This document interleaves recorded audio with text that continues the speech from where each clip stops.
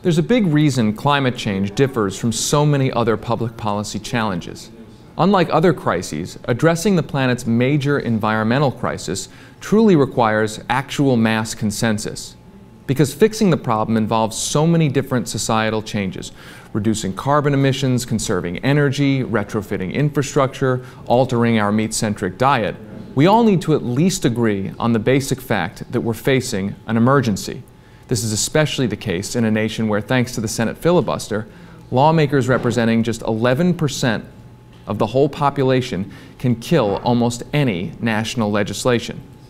That's why, as encouraging as it is to see a new Associated Press poll showing that 4 in 5 Americans now see climate change as a serious problem, it's also not so encouraging to see that after the hottest year on record, 1 in 5 Americans still somehow do not acknowledge the crisis. Unfortunately, that 1 in 5, 20%, may be enough to prevent us from getting to the all-hands-on-deck attitude necessary to halt a planetary disaster. So what can be done? Well, short of eliminating the filibuster, America could use a serious public education campaign. Now, the good news is that with education, many of those who don't yet believe climate change is a serious problem, they can be reached. That's the conclusion of a new study by researchers at George Mason University and Yale University, finding that many voters are likely to be influenced by their personal experience of severe weather. Basically, people who have made up their mind have already made up their mind.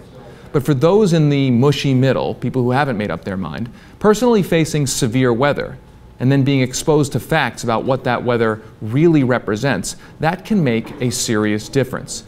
Now, the bad news is that this group of undecideds probably can't be reached by the real experts. 1 in 3 of those surveyed in that same AP poll say they simply do not trust scientists. That leaves local television weather forecasters, many of whom are not actual scientists, national news outlets, and Washington political leaders to the task. And up to this point, many of them have played the opposite of a constructive role in climate education. Some examples: for instance, when it comes to weather forecasters, a recent Rolling Stone magazine assessment of the local news scene found that, quote, "There's a shockingly high chance that your friendly TV weatherman is a full-blown climate denier." The report cited a 2010 survey finding only half of all local weather forecasters believe climate change is even happening, and fewer than a third acknowledge the evidence proving that it's caused by human activities.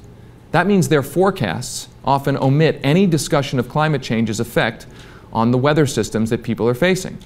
Similarly, various media watchdog groups have reported a serious decline in news coverage of climate change, and the presidential campaign, of course, completely ignored the entire issue. In a nation that makes up just 5% of the world's total population but emits 18% of its carbon emissions, this is not acceptable. If the first step towards solving a problem is getting past the denial stage, then it's long past time for news organizations and political leaders to end their climate change denialism. Only then can we even hope to reach the consensus on which our survival depends.